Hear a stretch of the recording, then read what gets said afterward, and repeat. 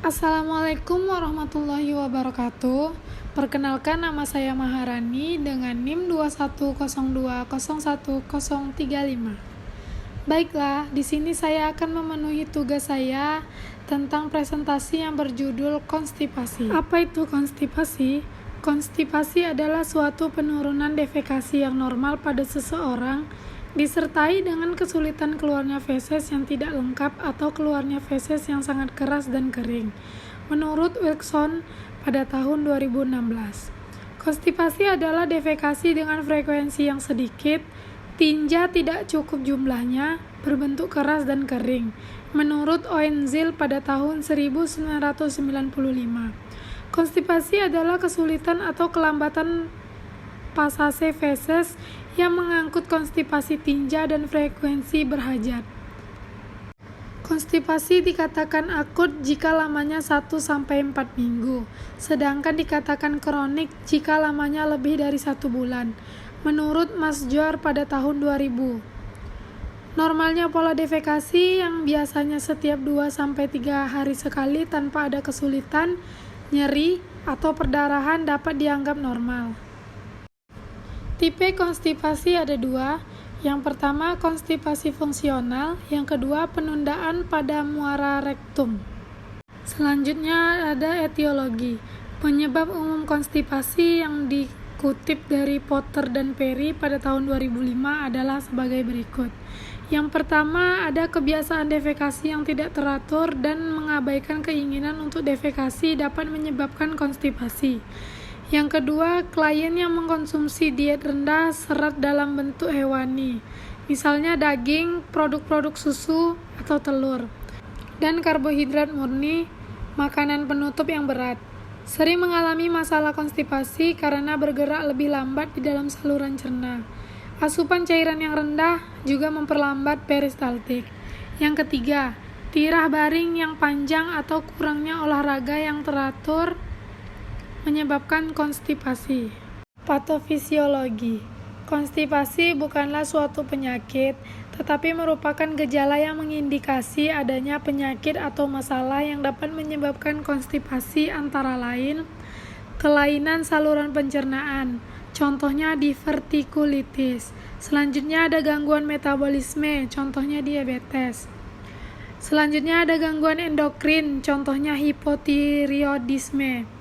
Konstipasi kadang-kadang dapat juga diakibatkan oleh faktor psikologis, penyakit atau kondisi yang dapat menimbulkan konstipasi. Yang pertama, gangguan saluran pencernaan, gangguan metabolisme dan endokrin. Selanjutnya ada kehamilan, konstipasi neurogenik, konstipasi psikogenik, obat-obatan yang menginduksi konstipasi.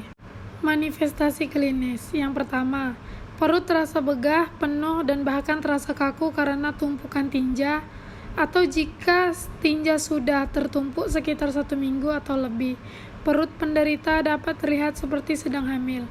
Yang kedua, tinja menjadi lebih keras, panas, dan berwarna lebih gelap daripada biasanya, dan jumlahnya lebih sedikit daripada biasanya, bahkan dapat berbentuk bulat-bulat kecil bila sudah parah. Yang ketiga, frekuensi buang angin meningkat disertai bau yang lebih busuk daripada biasanya jika kram perut parah. Bahkan penderita akan kesulitan atau sama sekali tidak bisa buang. Selanjutnya ada pemeriksaan.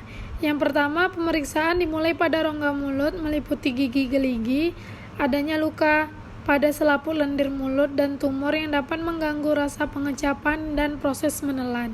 Yang kedua, pemeriksaan kondisi perut dilihat adanya pembesaran perut, peregangan atau tonjolan, perabaan permukaan perut untuk menilai kekuatan otot perut bertujuan agar pembesar perut. Selanjutnya ada pemeriksaan dengan stetoskop bertujuan mendengarkan suara gerakan usus besar serta mengetahui adanya sumbatan usus. Yang terakhir, observasi kondisi dubur mengetahui adanya kelainan yaitu wasir dan hernia yang memungkinkan terganggunya proses buang air besar. Pemeriksaan di laboratorium melihat resiko gula darah, kadar hormon tiroid, elektrolit, anemia akibat keluarnya darah dari dubur yang dapat menjadi gejalanya. Penata laksanaan. Yang pertama, pengobatan non-farmakologi seperti latihan usus besar, diet, olahraga. Selanjutnya ada pengobatan farmakologisnya. Yang pertama, memperbesar dan melunakkan massa feses. Melunakkan dan melicinkan feses, golongan osmotik yang tidak diserap sehingga cukup aman untuk digunakan. Selanjutnya ada pencegahan konstipasi. Adapun pencegahan dalam terjadinya konstipasi, yang pertama, jangan jajan sembarangan tempat. Yang kedua, hindari makanan yang kandungan lemak dan gulanya tinggi. Yang ketiga, olahraga seperti jalan kaki atau jogging bisa dilakukan minimal 10-15 menit untuk olahraga ringan dan minimal 2 jam untuk olahraga yang lebih berat. Yang keempat, biasakan buang air besar secara teratur dan jangan suka menahan buang air besar. Yang kelima, konsumsi makanan yang mengandung serat secukupnya, seperti buah-buahan dan sayur-sayuran. Selanjutnya ada diagnosa keperawatan yang bisa diambil, yaitu halaman D 0049. Yang pertama, penurunan defekasi normal yang disertai pengeluaran feses sulit dan tidak tuntas serta feses kering dan banyak. Baiklah, hanya segitu saja yang bisa saya sampaikan tentang presentasi saya yang berjudul konstipasi. Saya pamit undur diri, mohon maaf apabila ada kata-kata yang salah atau masih ada yang kurang. Saya akhiri, wassalamualaikum warahmatullahi wabarakatuh.